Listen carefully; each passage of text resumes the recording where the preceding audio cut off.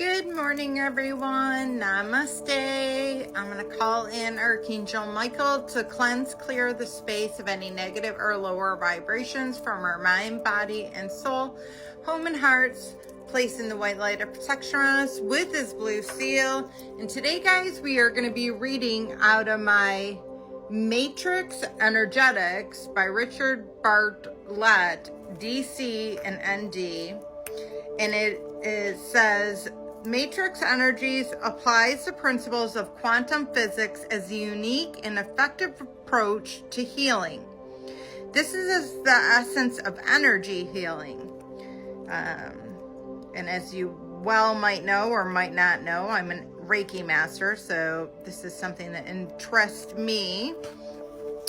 We currently are still reading on the forward, and it states, early on, Dr. Bartlett paints a clear picture of the difficulty that can exist for people who go from doctor to doctor trying to cure their uncertain health problems via self-diagnosis based on their symptoms. The psychophysiological principle, which always operates in the client, blurs the edge of these symptoms so that more often than not, one ends up completely mixed up symptom soup that cannot be unmixed. Dr. Bartlett avoids the common way of thinking that treats clients as well as specified problem sets that have well-specified solution sets.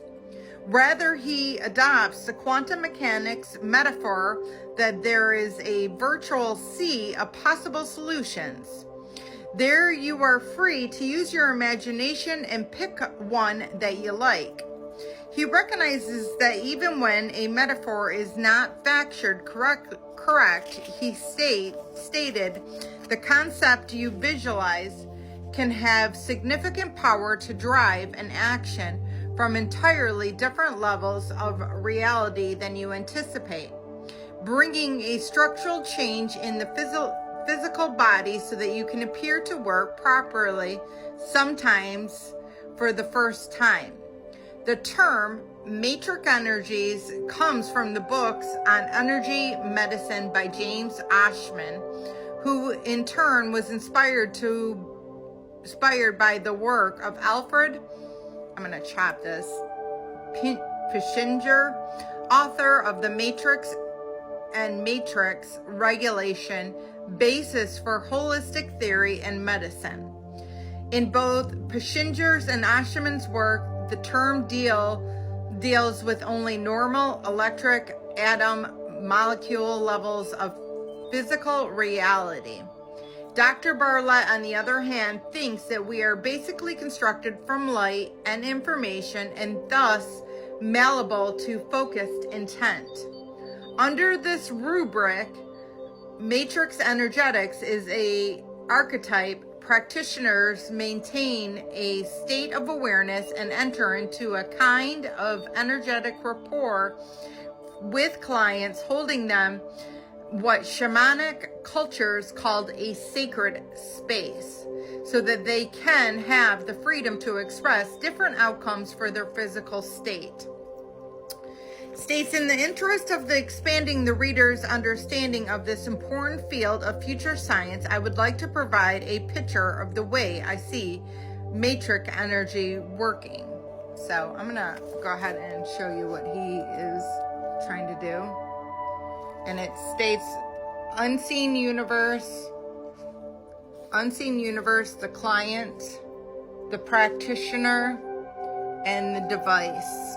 And then it says electromagnetic gauge symmetry state. And it says every one of us can influence all biological life forms around us via the biofield emission and the information that they carry, whether they intend to or not.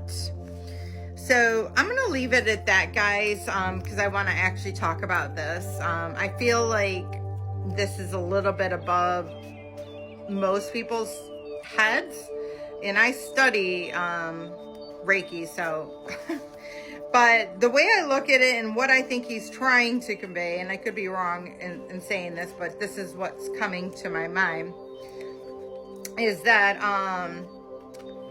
essentially, we create our own reality. And by we creating our own reality, it's what is going to contribute to our overall health. Life is an illusion that you're creating.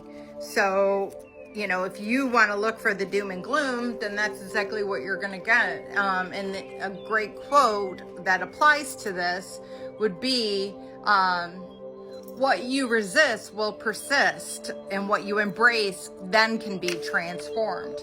So this is a human experience that you signed up for, to go through these different, difficulties in life and health problems in life, and to help you to grow and be able to transform them.